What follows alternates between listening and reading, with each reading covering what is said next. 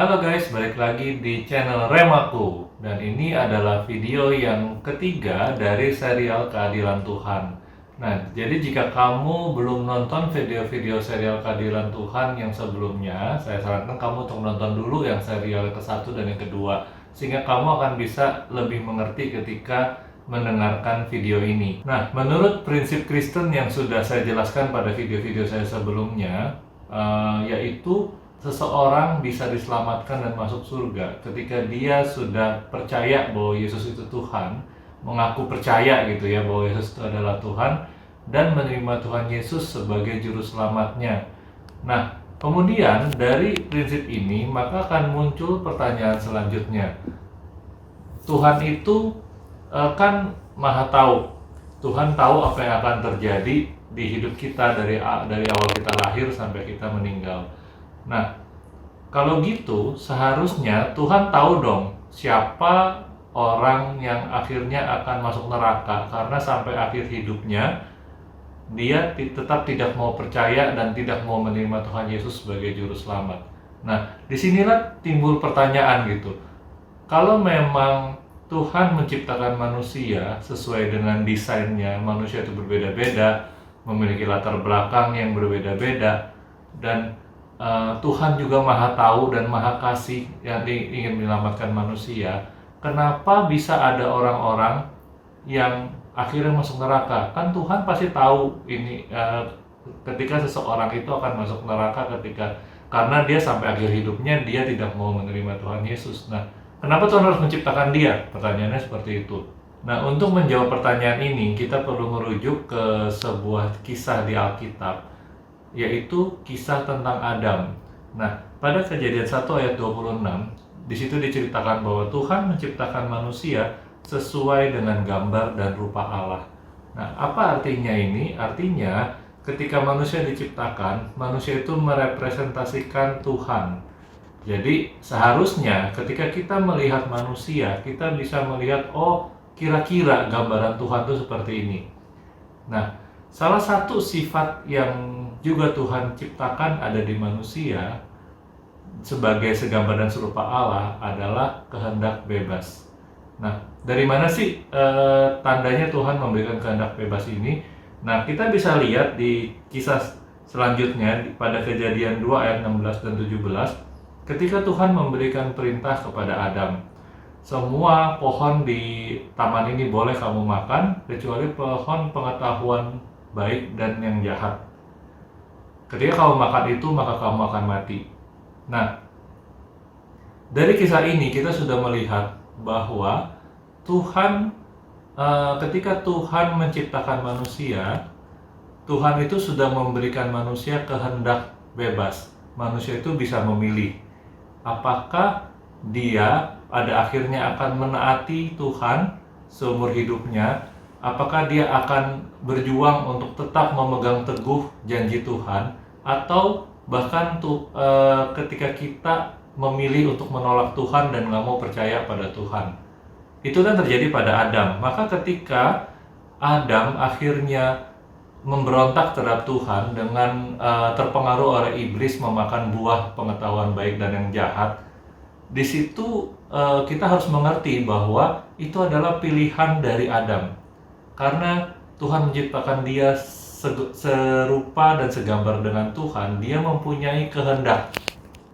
Jadi dari sini kita melihat bahwa ketika Adam memberontak kepada Tuhan, itu murni adalah keputusannya dia sebagai manusia untuk tidak menaati Tuhan. Nah, berbicara tentang kehendak bebas, secara umum ada dua macam penafsiran tentang kehendak bebas yang ingin saya utarakan di sini supaya kalian bisa mendapatkan gambaran yang lebih tepat tentang kehendak bebas ini. Nah, penafsiran yang pertama itu melihat kehendak bebas itu sebenarnya hanya sebagai perspektif yang berbeda daripada apa yang sudah diatur Tuhan. Maksudnya itu begini. Pandangan ini melihat bahwa semua yang terjadi di dunia ini itu sudah diatur oleh Tuhan. Jadi apa yang akan kita lakukan, apa yang akan kita bicarakan, apa yang akan kita putuskan, itu semua sudah diatur oleh Tuhan. Nah, kenapa kita melihat bahwa ada kehendak bebas? Pandangan ini melihat bahwa kehendak bebas itu karena ketika si manusia mengambil keputusan, ketika manusia ini mempertimbangkan sesuatu, apakah saya akan hari ini berjalan sesuai kehendak Tuhan atau tidak, itu karena saya nggak tahu apa yang akan terjadi di masa depan. Tetapi sebenarnya nanti keputusan saya itu sudah Tuhan atur.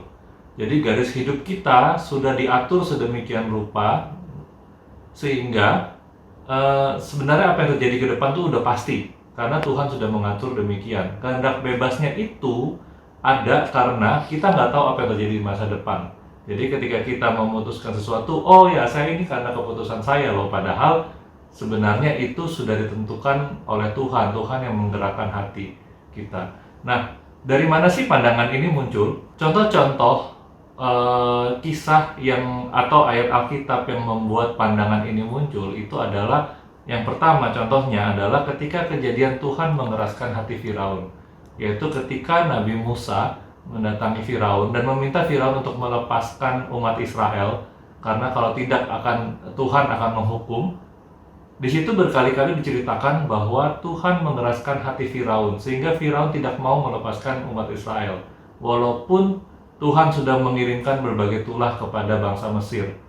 Nah, kemudian ada yang kedua yang juga dipakai oleh orang-orang yang mempunyai pandangan tentang kehendak bebas seperti ini, yaitu diambil dari Amsal 16 ayat 1.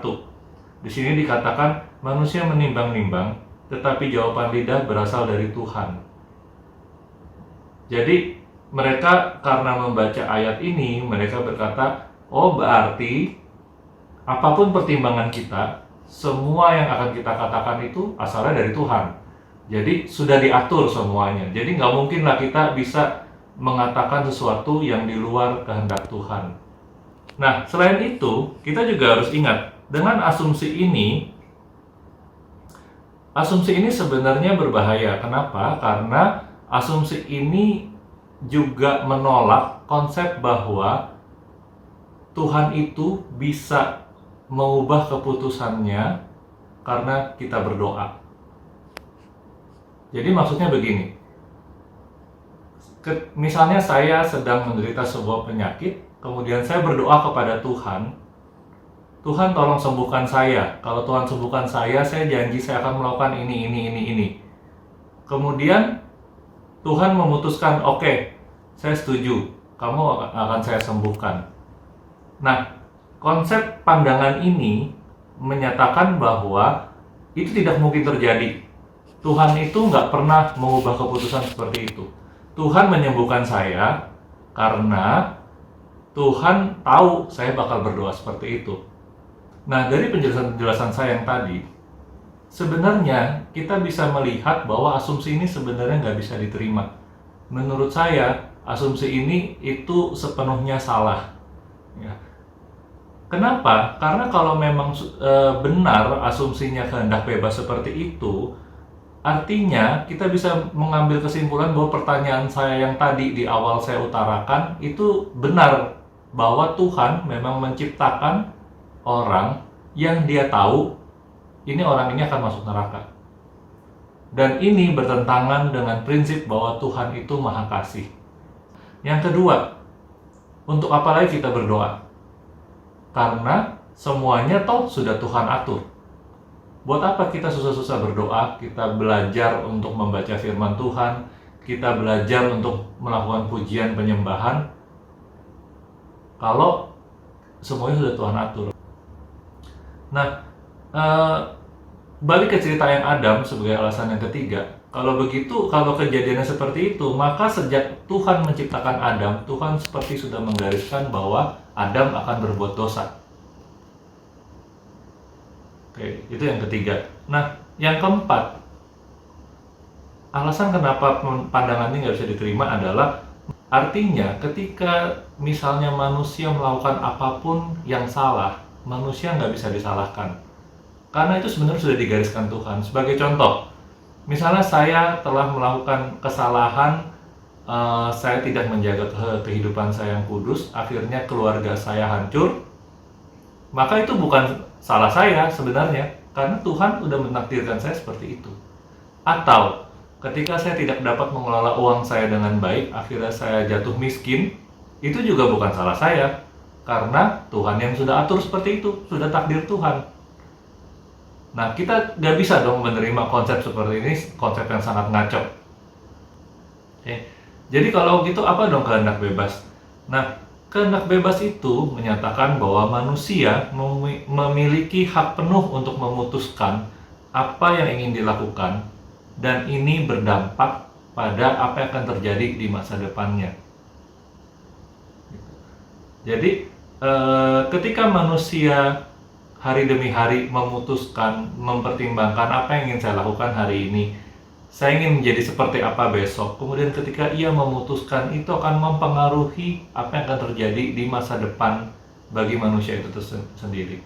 Termasuk ketika dia mendengar cerita tentang Tuhan Yesus, dia memutuskan, oke, saya mau terima Tuhan Yesus, saya mau diselamatkan. Itu adalah karena keputusannya sendiri. Dan ketika dia memutuskan untuk menyembah Tuhan, itu karena kesukarelaan sendiri. Begitu pula ketika seorang manusia memutuskan untuk saya nggak mau terima Tuhan Yesus, itu adalah kehendak bebas manusia. Dia bebas untuk memilih kenapa dia tidak mau menerima Tuhan Yesus. Nah, terus bagaimana dengan kasus yang tadi ketika dikatakan Tuhan mengeraskan hati Firaun? Kita harus mengerti seperti ini. Ketika dikatakan Tuhan mengeraskan hati Firaun, banyak dari kita melihat itu kejadiannya, waktunya itu pada saat itu. Jadi ketika Firaun melihat tulah Tuhan, Firaun melihat Musa meminta dia melepaskan Israel, saat itu kita melihatnya, kita berasumsi bahwa saat itulah Tuhan melakukan intervensi kepada hati Firaun untuk tidak mau melepaskan Israel, mengeraskan hatinya. Nah, pandangan ini itu kurang tepat sebenarnya. Karena begini, kita harus mengerti bahwa kita ini terbatas oleh waktu. Jadi ketika kita melihat sesuatu, kita harus melihat berdasarkan urutan waktunya. Tapi itu nggak seperti Tuhan, itu nggak seperti itu. Tuhan itu yang menciptakan waktu.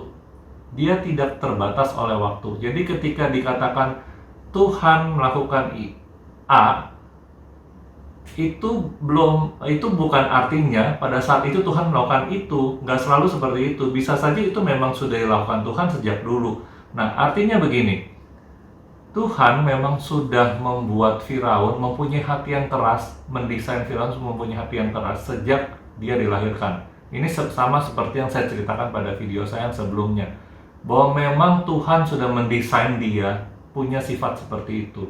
Nah, ketika terjadi kisah Musa dan Firaun ini, dia juga punya kehendak bebas. Dia akhirnya memutuskan untuk mengeraskan hatinya. Yang perlu kita pahami adalah, kita harus ingat, rencana Tuhan adalah mengeluarkan Israel dari Mesir. Jadi, Firaun mengeraskan hatinya, atau dia melembutkan hatinya setelah tulah pertama, katakanlah begitu ya, itu nggak masalah. Karena rencana Tuhan tetap terjadi, Israel tetap keluar dari Mesir. Jadi mau si Firaun ini mengeraskan hatinya atau enggak, rencana Tuhan tetap terjadi. Gitu. Jadi bahwa Tuhan mengeraskan hatinya itu bukan terjadi saat itu, tapi memang sudah Tuhan desain sejak sebelumnya Firaun menjadi orang yang seperti itu. Kemudian yang soal Amsal 16 ayat 1 yang dikatakan manusia menimbang-nimbang, tetapi jawaban lidah berasal dari Tuhan. Ayat ini sama sekali tidak menyatakan bahwa Tuhan akan mengintervensi apa yang ingin kita katakan. Jadi Tuhan mengatur semua yang ingin kita katakan. Enggak seperti itu. Ayat ini cuma berbicara bahwa ketika kita hidup bergantung pada Tuhan, ketika kita mau menyerahkan hidup kita pada Tuhan, maka Tuhan akan menolong kita di setiap kita ingin mengatakan sesuatu.